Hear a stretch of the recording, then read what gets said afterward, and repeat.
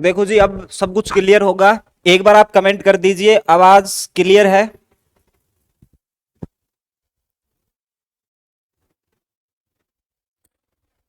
अब क्लियर होगी। एक बार रवि चौहान आप अब देख लेना। नेहा, निकिता, फटाफट से अब देख लीजिए, अब आवाज क्लियर होगी। ठीक है, ठीक है। देखो जी, जॉर्ज थॉमस के बारे में अपन पढ़ रहे थे कि जॉर्ज थॉमस ने करनाल पर कब अधिकार जमाया था। तो मैंने आपको बताया कि जॉर्ज थॉमस जो कि आयरलैंड से आया था, और इसके जन्म की अगर बात की जाए तो 1756 में इसका जन्म होता है आयरलैंड में, और 1782 में ये भारत आता है। और ध्यान रखेंगे भारत में कहां पे पहुंचा था ये, हैदराबाद में। और हैदराबाद के जो निजाम हुआ करते थे वहीं पर तोपची की नौकरी की थी। उसके बाद अगर बात की जाए तो ये व्यक्ति पहुंचता है कहां पर, तो आप कहेंगे दिल्ली में। और ध्यान रखेंगे दिल्ली में बेगम समरू, ठीक है, बेगम समरू है इसकी सेना में कमांडर, इसको नियुक्त किया जाता है। और उसके बाद बेगम समरू के द्वारा भी इसको निकाल दिया गया। फिर मैंने आपको बताई थी एक व्यक्ति था जिसका नाम था खांडे राव, ठीक है। और ये जो खांडे राव है इसी के द्वारा इसको टप्पल की जागीर प्रदान की जाती है, और यहीं से ये अपने साम्राज्य का विस्तार करता है। उसके बाद सर्वप्रथम मेवात के ऊपर इसके द्वारा अधिकार किया गया।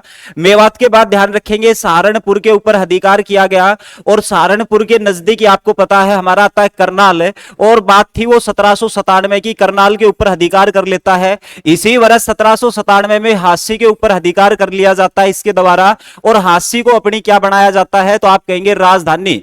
और इसके साथ ध्यान रखेंगे जो इसका निवास स्थान है, अगर इससे आपका क्वेश्चन बन जाए तो निवास स्थान इसका क्या रहेगा, हिसार रहेगा। इसके अलावा ध्यान रखेंगे जॉर्ज थॉमस जिसने जो जहाजगढ़ है, कौन सा, तो आप कहेंगे जहाजगढ़, या फिर इसको जॉर्जगढ़ भी बोला जाता है, ठीक है। तो ये जो किला है ये किसके द्वारा करवाया गया था निर्माण, जॉर्ज थॉमस। और ध्यान रखेंगे ये किला आपका कहां पर रहेगा, झज्जर में। तो भाई यहां पर जो क्वेश्चन है इसका आंसर क्या आ जाएगा, 1797। लेकिन इसके अलावा आपसे क्वेश्चन ये भी पूछ सकता है कि अंग्रेजों ने करनाल के ऊपर कब अधिकार किया था।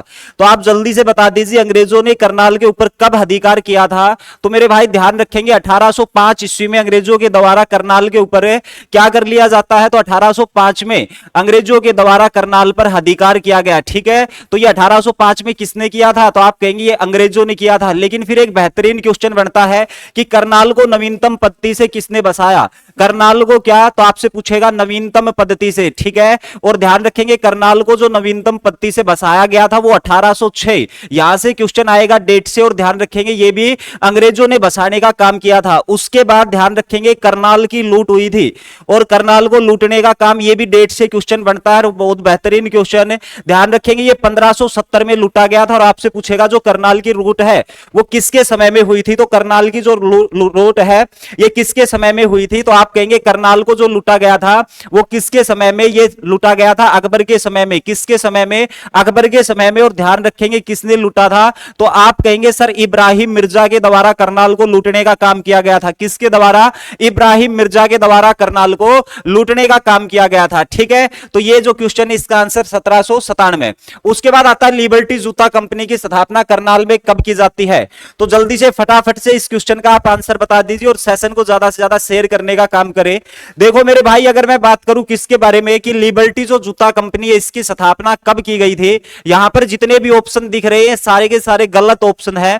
1954 में इसकी स्थापना की गई थी। अगर आपसे पूछा जाए वनस्पति उद्योग कहां पर रहेगा, कौन सा उद्योग है, वनस्पति उद्योग है, ये कहां पर रहेगा, तो ये भी आपका कहां पर है, करनाल में स्थित रहेगा। इसके अलावा मेडिकल डिवाइस उपकरण कौन सा, तो आपसे कहेगा मेडिकल डिवाइस उपकरण उद्योग है, ये आपका कहां पर रहेगा, ये भी आपका करनाल में रहेगा। लेकिन एक बेहतरीन क्वेश्चन एग्जाम में पूछा जाता है एमटीएसएल, इसकी स्थापना कब और कहां पर हुई, जब आपसे पूछा जाए तो 1970 बताएंगे। और 1970 में इसकी स्थापना होती है कहां पर है, तो आप आंसर करेंगे सर गुरुग्राम में हुई थी। एमटीएसएल मतलब कि मारुति टेक्निकल सर्विस लिमिटेड, ठीक है, मारुति टेक्निकल सर्विस लिमिटेड, समझ गए।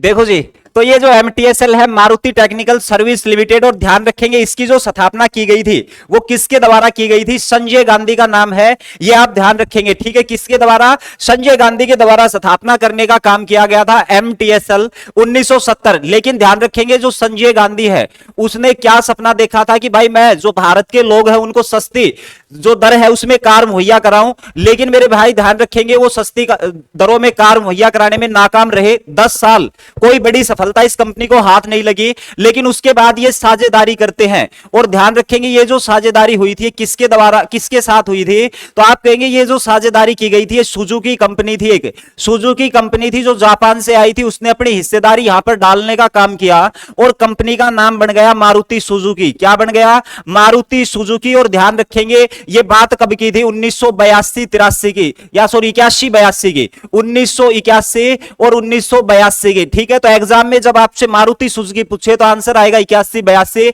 लेकिन एमटीएसएल पूछे तो 1970। और ध्यान रखेंगे सबसे पहले जो कार बनाने का काम किया गया था उस कार का नाम था मारुति 800, जो कि हमने विदेशों में भी निर्यात की थी और उस समय पे उसकी कीमत 1983 में 19,800 रुपए उस कार की कीमत हुआ करती थी। ठीक है, और ध्यान रखेंगे सबसे पहला देश जहां पर यह कार को निर्यात किया गया, सबसे पहला देश जहां पे मारुति 800 को निर्यात किया गया, उस देश का क्या नाम रहेगा? हंगरी रहेगा। ठीक है भाई, चलिए जी आगे। और आगे हम बात कर लेते हैं करनाल को किस नाम से जाना जाता है। करनाल का दूसरा नाम यहां से पे पूछा है, तो देखो जी करनाल को किस नाम से जाना जाएगा? धान का कटोरा, हरियाणा का पेरिस, करण नगरी। तो आप कहेंगे जी हां ये सारे के सारे नाम है ये करनाल के रहेंगे, लेकिन आप मेरे को बताएंगे सिटी ऑफ वार हीरो के नाम से किसको जाना जाता है? सिटी ऑफ वार हीरो के नाम से किसको जाना जाता है? और आप इस क्वेश्चन का जो आंसर है वो कमेंट में करेंगे, क्योंकि आप करेंगे इस क्वेश्चन को गलत।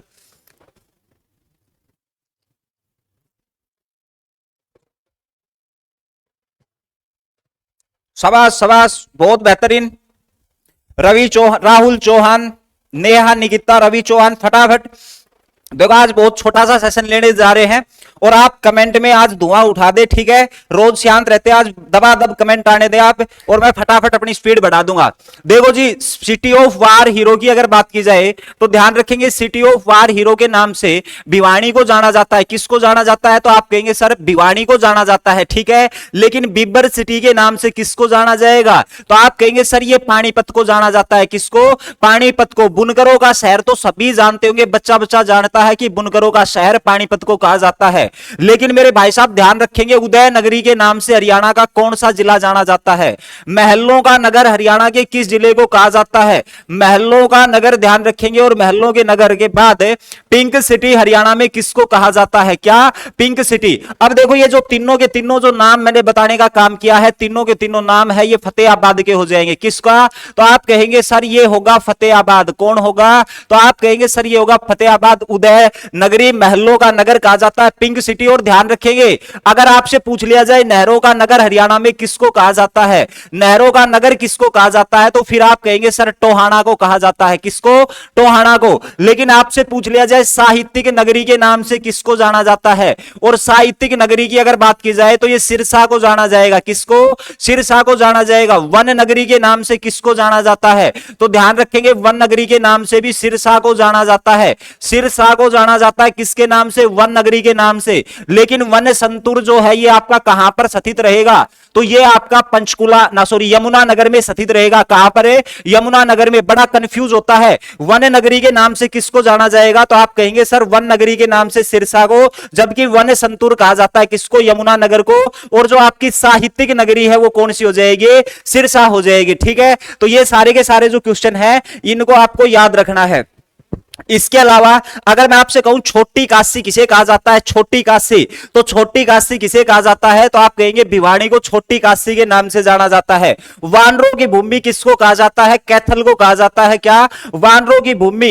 इसके अलावा सुगर सिटी के नाम से रोहतक को जाना जाता है। गोल्डन सिटी के नाम से सोनीपत को जाना जाएगा, और पलवल को कॉटन सिटी कहा जाता है। आध्यात्मिक शिक्षकों का गांव किसे कहा जाएगा? तो वो अपना गुरुग्राम को कहा जाता है। ठीक है भाई, गुरुग्राम को ये ध्यान रखेंगे आप।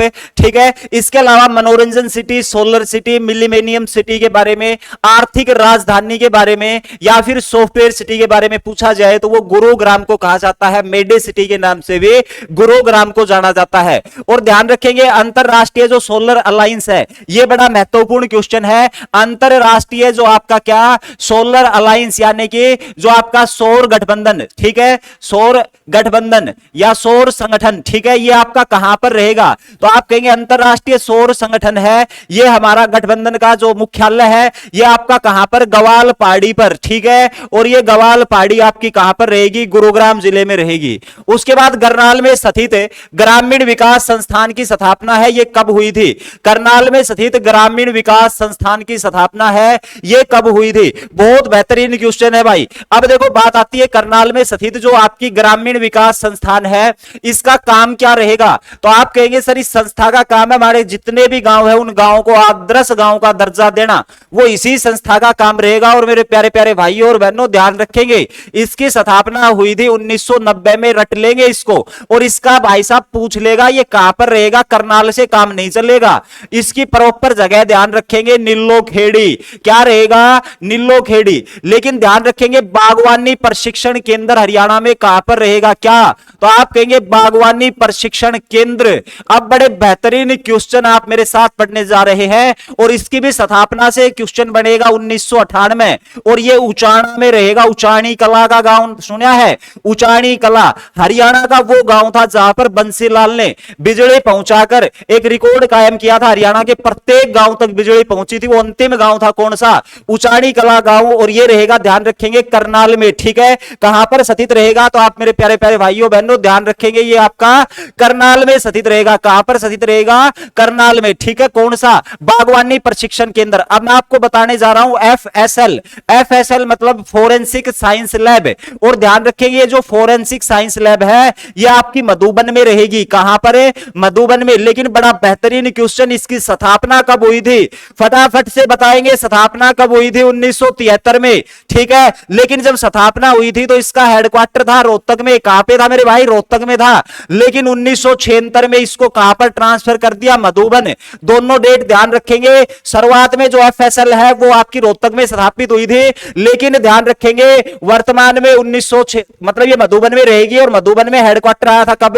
1976 में इसका क्या आया था? हेडक्वार्टर आया था। इसके अलावा आपने गन्ने का प्रजनन केंद्र पढ़ा होगा, ठीक है। गन्ने का प्रजनन केंद्र। अब आप फटाफट मेरे को बताएंगे गन्ना हरियाणा में सबसे ज्यादा कहां पर होता है? तो देखो जी गन्ने के बारे में क्वेश्चन आए तो गन्ना सबसे ज्यादा अगर बात की जाए तो सबसे ज्यादा विश्व में ब्राजील में होता है, देश में उत्तर प्रदेश में होता है। जबकि चीनी का सबसे ज्यादा उत्पादन महाराष्ट्र में होता है, और गन्ने का हरियाणा में उत्पादन यमुनानगर में। लेकिन गन्ने का जो प्रजनन केंद्र है ध्यान रखेंगे क्या? तो आप कहेंगे सर गन्ने का प्रजनन केंद्र, और ये जो गन्ना है इसका प्रजनन केंद्र आपका करनाल में रहेगा। गन्ने का प्रजनन केंद्र, ठीक है। ये आपसे पूछा जाएगा और डेट से क्वेश्चन बनेगा, कंफ्यूज हो जाओगे। 1932 में, ठीक है। कहां पर? करनाल में। इसके अलावा CSSRI, इसका मतलब क्या होगा? Central soil salinity research institute, यानी कि केंद्रीय मिट्टी लवणता जो आपका अनुसंधान संस्थान है, ये 1969 में स्थापित हुई थी।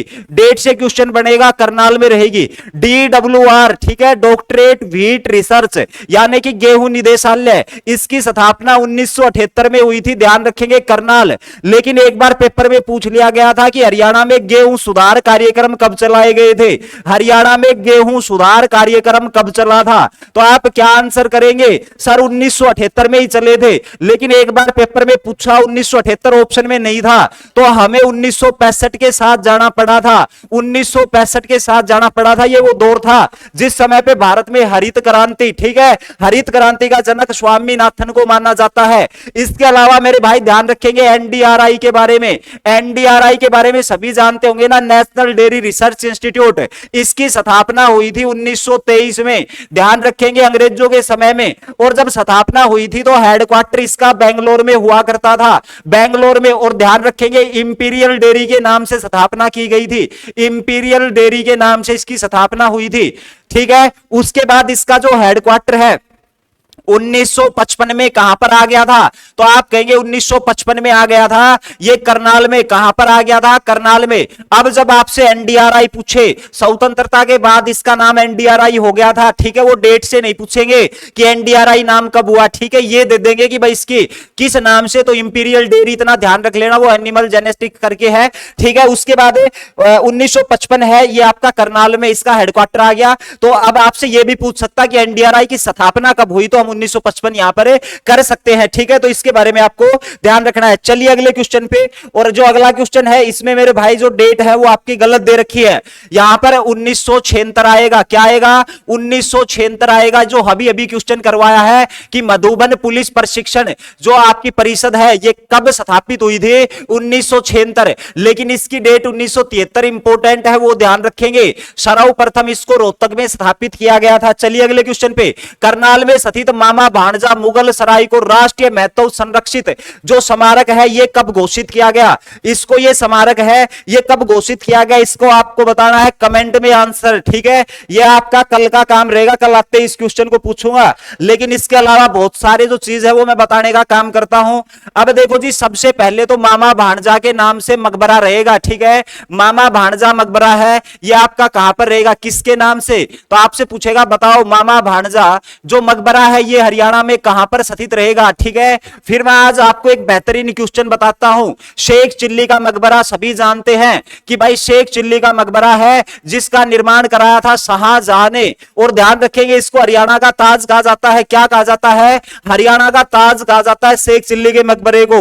लेकिन ध्यान रखेंगे डेविस राय क्या लिखता है कि भाई ये अपना भारत में दूसरा सबसे सुंदर मकबरा रहेगा। लेकिन ध्यान रखेंगे एक इतिहासकार था जिसका नाम था अलेक्जेंडर कनिंघम, वो लिखता है कि जो हमारे क्या नाम है शेरशाह सूरी उसका मकबरा है वो हरियाणा में सबसे सुंदर मकबरा है जो सासाराम बिहार में स्थित रहेगा। लेकिन प्यारे साथियों आप क्या ध्यान रखना है कि शेख चिल्ली के मकबरे को राष्ट्रीय स्मारक में कब शामिल किया था? शेख चिल्ली का मकबरा जो आपका थानेसर में रहेगा, इस मकबरे को राष्ट्रीय स्मारक के लिए कब घोषित किया था? तो ये मैं बता देता हूं आपको, राष्ट्रीय स्मारक के लिए 1958 को इसको राष्ट्रीय स्मारक की सूची में डालने का काम करा। मामा भाणजा का मकबरा है ये आपका सोनीपत में रहेगा। कहां पर रहेगा? सोनीपत में रहेगा। खिज्जर खां का मकबरा पढ़ाया था आपसे, जो आपका सोनीपत में रहेगा, पठान शैली का बना हुआ है। किसका मकबरा? खिज्जर खां का मकबरा। लेकिन इसके अलावा और भी हमारे पास मकबरे आते हैं। एक मकबरा आता है जिसका नाम होगा इब्राहिम सूरी का मकबरा। किसका? इब्राहिम सूरी का मकबरा। यहां से बड़ा कंफ्यूज होता है, इब्राहिम सूरी और एक नाम आता है इब्राहिम लोधी, दोनों नाम अलग अलग हैं। ठीक है, तो ध्यान रखेंगे इब्राहिम लोधी का अगर आपसे मकबरा पूछ लिया जाए तो ये मकबरा बाबर ने बनवाया था। किसने बनवाया था? बाबर ने। कब?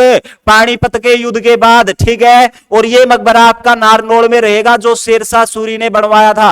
अब मेरे प्यारे प्यारे भाइयों और बहनों ध्यान रखेंगे, इब्राहिम सूरी थे ना, ये शेरशाह सूरी के दादाजी हुए हैं। ठीक है, शेरशाह सूरी के दादाजी नारनौल में रहा करते थे और इसका मकबरा शेरशाह सूरी ने बनवाया। लेकिन इब्राहिम लोधी का जो मकबरा है वो किसने बनवाया? बाबर ने बनवाया, पानीपत की पहली लड़ाई जीतकर। लेकिन ध्यान रखेंगे इब्राहिम लोधी हमारी पूरे की पूरी जो दिल्ली सल्तनत है उसका एकमात्र ऐसा सुल्तान होगा जो युद्ध भूमि में मारा गया। तो आपसे क्वेश्चन ये भी पूछ सकता है कि बताओ युद्ध भूमि में मारा जाने वाला एकमात्र सुल्तान कौन होगा? तो वो इब्राहिम लोधी होंगे। कौन होंगे?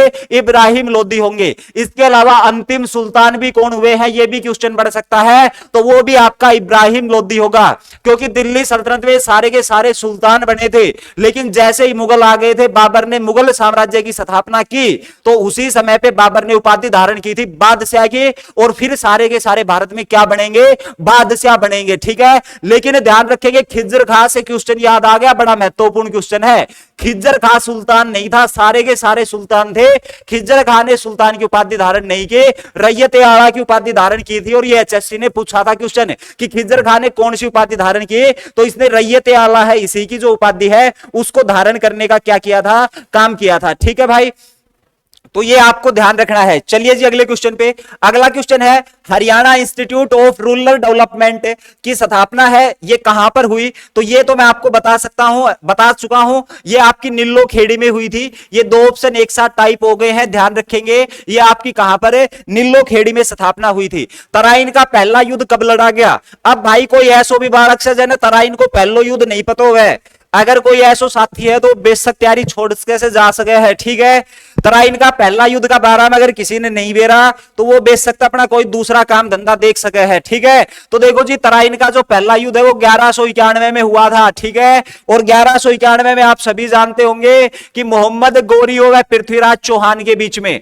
मोहम्मद गोरी और पृथ्वीराज चौहान। लेकिन ध्यान रखेंगे पृथ्वीराज चौहान इसको घुमा के पूछ सकता है, क्योंकि आपको पता है क्वेश्चनों की संख्या लिमिटेड है, फिर फिर इनके साथ ही खेल लेंगे वो। तो ध्यान रखेंगे पृथ्वीराज चौहान, इसको पृथ्वीराज द्वितीय भी कहा जाता है, इसको पृथ्वीराज द्वितीय भी कहा जाता है। अब एक बार भाई साहब फीमेल वाले पिछले कांस्टेबल के एग्जाम में पूछ लिया कि निम्न में से किस शासक को राय पिथौरा के नाम से जाना जाता है, तो पृथ्वीराज चौहान का नाम क्या रहेगा, तो आप कहेंगे राय पिथौरा। क्या नाम रहेगा? राय पिथौरा। तराइन के भाई साहब 3 युद्ध हुए थे, तराइन के 3 युद्ध हुए थे। 2 युद्धों के बारे में तो मैं यही चाहता हूं कि सभी को पता हो, 1191 एक 1192, लेकिन कुछ बातें हैं जो मैं आपको यहां से बता देना चाहता हूं, एक साथ क्लियर हो जाएंगे, ठीक है। अब देखो जी वो बातें क्या क्या है। तराइन का जब पहला युद्ध लड़ा गया था उससे पहले का थोड़ा सा इतिहास आपको पता होना चाहिए, और वो इतिहास क्या है कि भाई 1178 में मोहम्मद गोरी है, उसने भारत पर आक्रमण किया,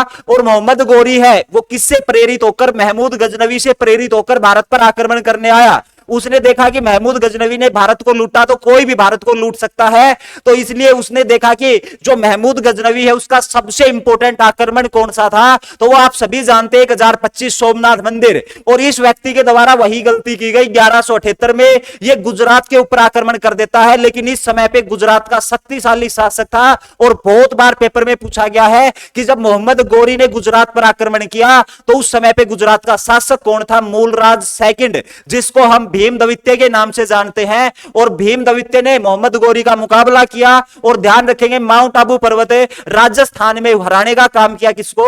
मोहम्मद गोरी को। उसके बाद जो मोहम्मद गोरी है वो 13 साल बाद दोबारा से वापसी करता है 1191 में। और ध्यान रखेंगे इस समय ये प्लान करके आया था कि मैं दिल्ली में जाकर आक्रमण करूंगा, और जो दिल्ली में जो शासक है पृथ्वीराज चौहान उसको हराने का काम करूंगा। लेकिन ध्यान रखेंगे जो पृथ्वीराज चौहान है उसको इस बात का पता लगा कि मोहम्मद गोरी भारत पर आक्रमण करने आ रहा है और वो दिल्ली के ऊपर आक्रमण करेगा, तो ये पृथ्वीराज चौहान भी जानता था कि भाई दिल्ली में मैदानी भाग है, और यहां पर जो मोहम्मद गोरी है उससे मुकाबला थोड़ा कठिन हो जाएगा। तो उसी समय पे इन्होंने पूरी योजना बनाई कि हम जो क्या नाम है अपना मोहम्मद गोरी उसको तराइन के घने जंगलों में रोकने का काम करेंगे। इसीलिए जो युद्ध है वो आपका तराइन में करनाल में लड़ा गया। तराइन जिसका पुराना नाम तराउड़ी हुआ करता था, और एक बार तो पेपर में आया था तरोरी के नाम से, ठीक है, यहीं पर, ठीक है। दूसरा युद्ध है ये आप सभी जानते हैं, इसमें भी भाई साहब जो चौहान है ना पृथ्वीराज चौहान है, इसकी क्या हो गई थी? हार हो गई थी, ठीक है, इसकी हार हो गई थी। उसके बाद तीसरा युद्ध होता है 1215 और 16 में, 1215 और 16 में, और ये किस किस के बीच में? यल्दोज कुबाचा, ठीक है। ये भाई साहब 2 व्यक्ति थे, यल्दोज अलग था और कुबाचा अलग था। और दूसरी तरफ कौन थे? इल्तुतमिश। कौन थे मेरे भाई? इल्तुतमिश। इनके बीच में युद्ध हुआ, और इस युद्ध के परिणाम क्या हुए? ये बाबूजी दोनों हार गए। फिर एक युद्ध होता है करनाल का युद्ध, एक युद्ध होता है करनाल का युद्ध, और ये भाई करनाल का युद्ध 1739 में लड़ा गया था। कब? 1739 में। और करनाल का युद्ध किसके बीच में लड़ा? तो आप कहेंगे मोहम्मद शाह रंगीला। कौन है? मोहम्मद शाह रंगीला, बड़ा रंगीला आदमी था भाई ये मोहम्मद शाह। और दूसरा जो व्यक्ति है वो कौन था? तो आप कहेंगे नादिर शाह। कौन थे? नादिर शाह। ध्यान रखेंगे नादिर शाह ईरान का नेपोलियन था। कौन था? ईरान का नेपोलियन था। अब बात आती है नादिर शाह भारत पर आक्रमण करने क्यों आया, क्यों उसने करनाल के ऊपर आक्रमण किया? तो मेरे प्यारे प्यारे साथियों ध्यान रखेंगे जो नादिर शाह है उसको निमंत्रण भेजा गया था कि आप जाइए और आइए भारत पर आक्रमण करिए, यहां से पैसा लूटिए। अब आप कहोगे निमंत्रण किसने भेजा? अवध का एक नवाब हुआ करता था जिसका नाम था सयादत खान, ये पेपर में पूछा जा चुका है कई बार। अवध का नवाब था, अवध का नवाब जिसका नाम था सयादत खान। और ध्यान रखेंगे इसके द्वारा ये कहा गया कि 500 करोड़ रुपए है ये आप भारत से लूट सकते हो। अब भाई नादिर शाह आ गया, और नादिर शाह का सेनापति जिसका नाम था अहमद शाह अब्दाली, दोनों भाई साहब पहुंचते हैं भारत में, करनाल के ऊपर आक्रमण किया। यहां पर जो युद्ध है वो लड़ने का काम किया। मोहम्मद शाह रंगीला युद्ध लड़ने नहीं गया, और उसके बाद क्या होता है वो यहां पर 70 करोड़ रुपए की जो लूट है वो करने का काम करता है। कितनी? ध्यान रखेंगे ये भी पूछता है कि कितने करोड़ भारत से लूटे? 70 करोड़। और इसके साथ आपको पता है ना जो मोहम्मद शाह रंगीला था, ये मोहम्मद शाह रंगीला के पास तख्ते ताउस था, म्यूर सियासन, जो भाई साहब इसके दादाजी ने बनवाया था, ठीक है।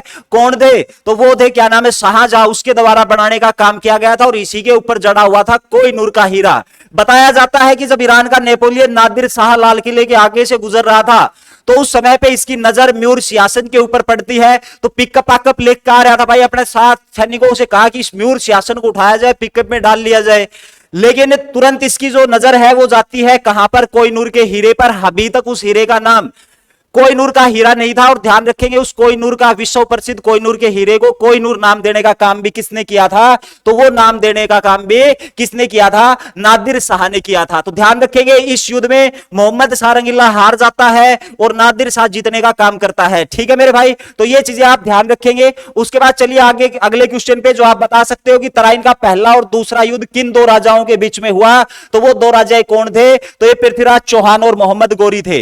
दरगाह कलंदर शाह कहां पर स्थित है? कलंदर शाह की दरगाह। अब यहां से कंफ्यूज होगा, ठीक है, तो ध्यान रखेंगे बू अली कलंदर की दरगाह अगर आपसे पूछ लिया जाए, बू अली कलंदर, अगर ये दरगाह आपके पेपर में पूछ ली जाए तो मेरा भाई बड़ी महत्वपूर्ण दरगाह है जो पानीपत में रहेगी। गीते तो यह दरगाह पानीपत में, लेकिन दरगाह कलंदर शाह की है, यह आपकी करनाल में रहेगी। अब देखो ये जो दरगाह, इससे क्वेश्चन और बेहतरीन बनेगा कि हरियाणा में ऐसी कौन सी दरगाह है, ठीक है, जिस पर मतलब कि जो अपना अजमेर शरीफ है ना, उसकी मतलब कि वो चीजें पूरी करने के लिए यहीं पर माथा टेक लेते हैं वहां जाने की बजाय। तो ध्यान रखेंगे बू अली कलंदर की दरगाह है। इस पर क्या होता है? इनका अर्श वर्ष बोला जाता है, जो मुसलमान है, ठीक है, इनका अर्श वर्ष बोला जाता है, ये पूरा हो जाता है। यानी कि जो भाई राजस्थान में अपनी अजमेर वाली जो दरगाह है ना, ठीक वैसी ही दरगाह है, वैसी मान्यता है किसकी? बू अली कलंदर की। लेकिन मेरे प्यारे प्यारे भाइयों और बहनों ध्यान रखेंगे दिन्नी मस्जिद के बारे में, कल भी परसों पढ़ा के गया था, इस क्वेश्चन को भूल मत जाना। दिन्नी मस्जिद आपकी रोहतक में रहेगी, दिन्नी मस्जिद आपकी रोहतक में रहेगी। निर्माण किसने कराया था? तो आप कहेंगे सर इस मस्जिद का निर्माण कराया था औरंगजेब ने, और जो स्वामी महावीर का मंदिर है, जैन मंदिर, उसको तोड़कर निर्माण कराया था। शिष्यवाड़ी मस्जिद हरियाणा में पूछ ली जाए, शिष्यवाड़ी क्या पूछ ली जाए? हरियाणा में मस्जिद पूछ ली जाए, तो ये मस्जिद भी आपकी रोहतक में स्थित रहेगी। ठीक है, कहां पर रहेगी? रोहतक में स्थित रहेगी। काजी मस्जिद पूछ ली जाए, बड़ी फेमस मस्जिद है, कौन सी? काजी मस्जिद, ठीक है, हरियाणा में ये भी आपकी रोहतक में रहेगी। और जो काजी मस्जिद है, इससे तो शायद ये बताया जाता है कि ये कुतुब मीनार है, उसकी हुबू नकल है। तो क्वेश्चन आपसे ये भी पूछ सकता है कि बताओ हरियाणा में ऐसी कौन सी मस्जिद है जो कुतुब मीनार की हुबू नकल है? तो कुतुब मीनार की हुबू नकल काजी मस्जिद। यहां पर आपने शिष्यवाड़ी मस्जिद पढ़ी, लेकिन हरियाणा में शीश महल फरूख नगर में रहेगा। शीश महल प्यारे साथियों कहां पर रहेगा? फरूख नगर में रहेगा। ठीक है, तो मेरे प्यारे प्यारे भाइयों और बहनों ध्यान रखेंगे, शीश महल आपका फरूख नगर में रहेगा। कहां पर है? तो आप कहेंगे सर फरूख नगर में रहेगा। शीश महल क्या था? तो देखो इस फरूख नगर को बसाया था 1732 में, 1732 में बसाया गया था फौजदार खां दलेल खां के द्वारा, और 1733 में शीश महल बनवाया गया था। डेट से भी क्वेश्चन बन सकता है। शीश महल जो फौजदार थे ना, जो फौजदार, ये फौजदार फरूख शेर ने भेजा था अपना सूबेदार बना के फरूख नगर का। 1732 में तो फरूख नगर बसा दिया और अगले साल अपना निवास स्थान बनाया शीश महल। क्या? शीश महल। सराय अलीवर्दी खां की मस्जिद हरियाणा में पूछ ली जाए, ये मस्जिद अलाउद्दीन खिलजी ने बनाई थी। सराय अलीवर्दी खां की मस्जिद, सराय अलीवर्दी खां की जो मस्जिद है, ये आपकी किसने बनाई थी? तो आप कहेंगे सर इस मस्जिद को, ये आपकी गुरुग्राम में स्थित रहेगी, इसको अलाउद्दीन खिलजी ने बनवाया था मेरे भाई। गोपालगिरी का दुर्ग पूछ लिया जाए, क्या गोपालगिरी का दुर्ग पेपर में पूछ लिया जाए, तो ये आपका किसने बनवाया था? बलबन ने बनवाया था। ये दोनों भाई कंफ्यूज होते हैं बच्चे बहुत ज्यादा, इसलिए दोनों क्वेश्चनों को मैंने एक साथ लिखने का काम किया है। ठीक है, तो ध्यान रखेंगे दरगाह जो आपकी कलंदर शाह है, ये आपकी कहां पर स्थित रहेगी? करनाल में स्थित रहेगी। लेकिन लाल मस्जिद ये भी हरियाणा में दो रहेंगी, एक रोहतक में और जो फेमस है वो रेवाड़ी की रहेगी। 1570 में अकबर के समय पे रेवाड़ी की जो लाल मस्जिद है उसका निर्माण हुआ था। इस बात को भी आप ध्यान रखेंगे। चलिए जी अगले क्वेश्चन पे, कल्पना चावला का जन्म कब हुआ था? ये सारी की सारी डेटें हैं, यहां पर गलत है। ठीक है, कल्पना चावला का जो जन्म है वो आपका हुआ था 1962 में। ठीक है, 1962 में हुआ था और इसका जन्म है ये 1 सितंबर के आसपास बताया जाता है। ठीक है, तो वैसे तो क्वेश्चन के हिसाब से आप उन जाएं तो नजदीक तो 20 अगस्त पड़ता है, लेकिन ऐसे गलत ऑप्शन तो आपके पास आएंगे नहीं। 1962 सितंबर महीने में कल्पना चावला का जन्म हुआ था, लेकिन जन्म से बात बनेगा नहीं। कल्पना चावला कौन थी? तो आप सभी जानते हैं सर, इसको अंतरिक्ष की रानी कहा जाता जाता है। क्या कहा जाता है प्यारे प्यारे साथियों? इसको अंतरिक्ष की रानी कहा जाता है। और इसका जो चयन है वो नासा में हो जाता है 1994 में, 1994 में इसका जो जन्म है वो नासा में हुआ था। इस बात का भी आप ध्यान रखेंगे। और उसके बाद ध्यान रखेंगे ये पहली बार अंतरिक्ष में गई थी, पहली बार ये अंतरिक्ष में जाने का काम करती है। और वो काम कब किया था इसने? 1997 में, ठीक है, 1997 में। लेकिन भाई सेकंड टाइम जब ये अंतरिक्ष में गई तो वो डेट पूछी जाती है 16/1 और अपना 2003, ठीक है, 2003 को उड़ान भरी जाती है, ठीक है, कब? 16/1/2003 को। लेकिन आपको पता है जब वापस आते समय 1 फरवरी 2003 को दुर्घटनाग्रस्त विमान हो गया और इसकी मृत्यु हो गई। और वो जिस विमान में थी उस विमान का नाम था कोलंबिया। कौन सा विमान था? कोलंबिया। तो पेपर में यह भी पूछ सकता है कि कोलंबिया विमान कब दुर्घटनाग्रस्त हुआ? तो ये आपका 1/2/2003 को हुआ था। लेकिन फिर अपुन ने क्या किया? अपुन ने कल्पना चावला के नाम से पुरस्कार देने का काम किया। क्या किया? पुरस्कार देने का काम किया। और ये पुरस्कार कौन से दिए गए? तो आप कहेंगे सर पुरस्कारों की अगर बात की जाए तो प्यारे प्यारे साथियों ध्यान रखेंगे, कल्पना चावला सौर पुरस्कार, कल्पना चावला सौर पुरस्कार, ठीक है भाई, कल्पना चावला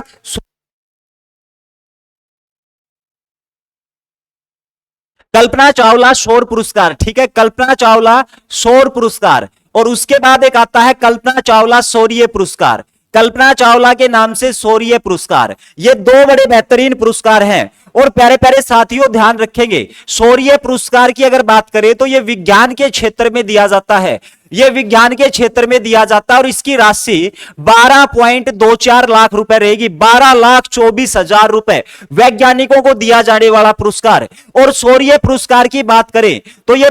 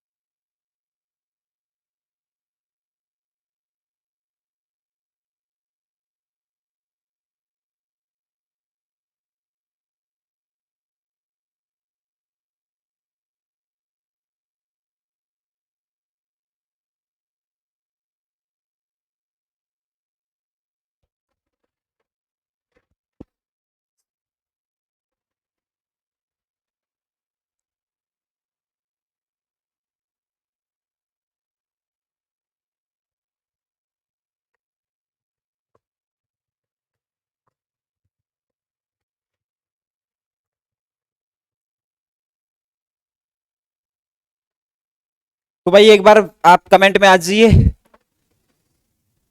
और बताएंगे सब कुछ बेहतर है, ऑडियो वीडियो सब क्लियर है तो क्लास की दोबारा से स्टार्टअप किया जाए। बीच में चला गया था, थोड़ा कनेक्शन में प्रॉब्लम हो गई थी। तो देखो जी भाई साहब, अपन पढ़ रहे थे कल्पना चावला के बारे में। किसके बारे में?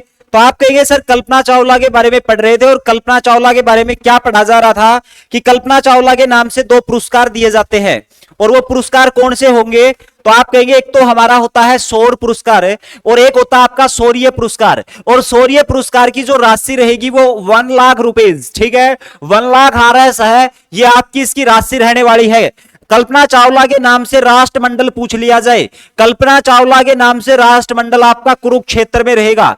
और मेरे प्यारे प्यारे साथियों ध्यान रखेंगे राष्ट्र को समर्पित है, और राष्ट्र को समर्पित है, और वो डेट भी ध्यान रखेंगे कौन से, 2007, ठीक है। इसके अलावा आपसे पूछ लेगा लियाकत अली के बारे में, और ये जो लियाकत अली हुए हैं ये कौन हुए हैं, तो आप कहेंगे सर ये पाकिस्तान जो है ना, इस पाकिस्तान का ये पहला प्रधानमंत्री हुआ है, और पाकिस्तान को पहला प्रधानमंत्री देने का काम भी अपने हरियाणा के द्वारा किया गया था। किसके द्वारा, हरियाणा के द्वारा काम किया गया था। पाकिस्तान का जो प्रधानमंत्री है वो लियाकत अली रहेंगे, ठीक है। और इसका जन्म बता रहा था मैं, इसका जन्म भाई करनाल में हुआ था। कहां पर हुआ था, करनाल में हुआ था। शिब्बा मेघनन का नाम ध्यान रखेंगे, शिब्बा मेघनन। आप कहोगे सर ये कौन है, ये भाई साहब बास्केटबॉल की खिलाड़ी रहेगी, बास्केटबॉल की खिलाड़ी रहेगी, इसका संबंध भी करनाल जिले से रहेगा, ठीक है। इसके अलावा यजुवेंद्र चहल का नाम ध्यान रखेंगे, यजुवेंद्र चहल भाई साहब, ये यजुवेंद्र चहल आपके जींद जिले से आते हैं,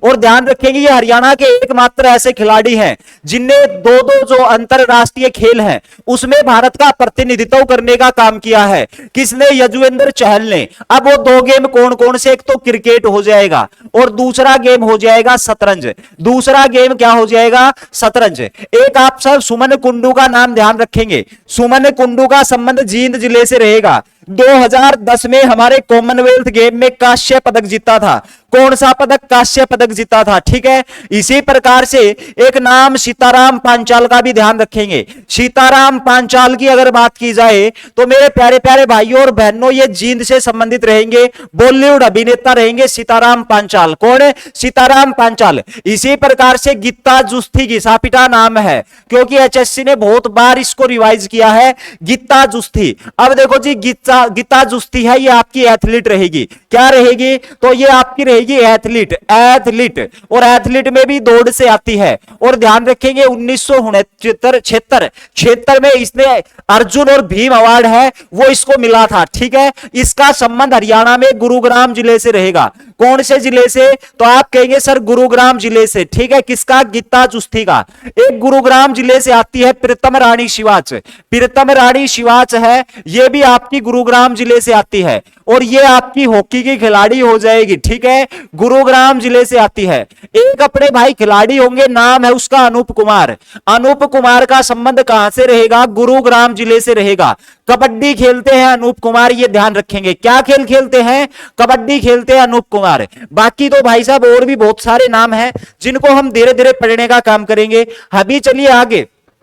करनाल जिले में विधानसभा की सीटें कितनी है, करनाल जिले में विधानसभा की सीटें, लेकिन कल मैंने आपको बताया था, और कल मैंने आपको क्या बताया था, तो आप कहेंगे सर एक मिनट, अच्छा कल मैंने आपको क्या बताया था, तो कल मैंने आपको भाई साहब ये बात बताई थी कि भाई अपनी जो आरक्षित सीटें हैं हरियाणा में वो कितनी रहेंगी, आरक्षित सीट।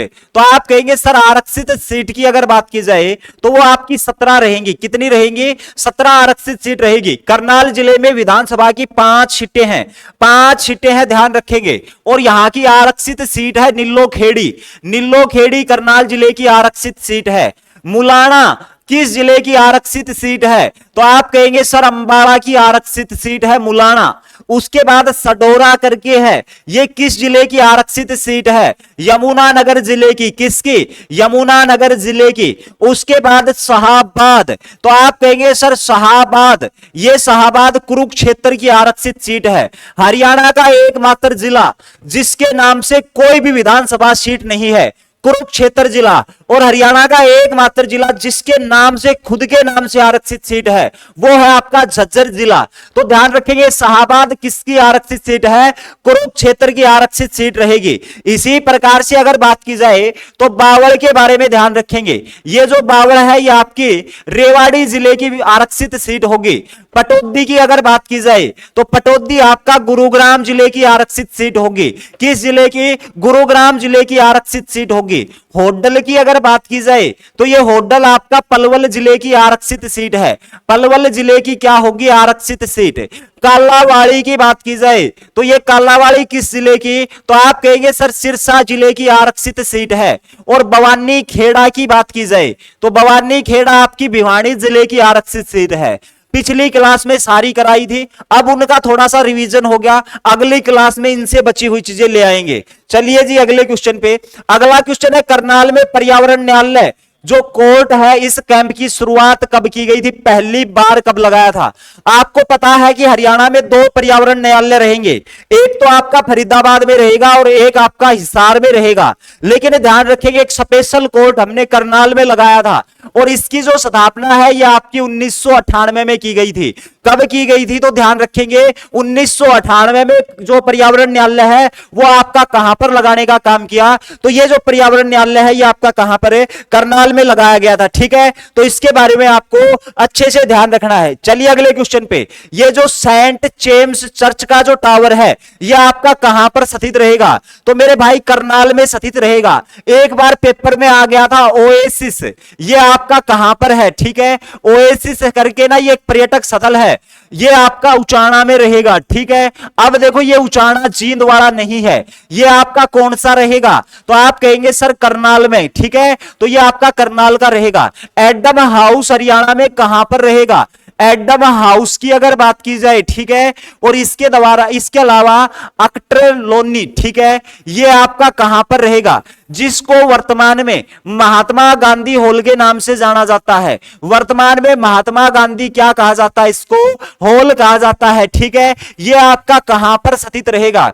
तो आप कहेंगे सर ये हमारा करनाल में स्थित रहेगा। पराशर तालाब की बात की जाए तो वो भी आपका कहां पर रहेगा? करनाल में स्थित रहेगा। चलिए जी अगले क्वेश्चन पे, करनाल मंडल में कितने जिले आते हैं? कल इस क्वेश्चन को हमने खूब डिस्कस किया था। करनाल जिले की बात करें तो एक जिला आएगा आपका कौन सा? तो आप कहेंगे सर पानीपत। एक कौन सा आएगा? कैथल आएगा।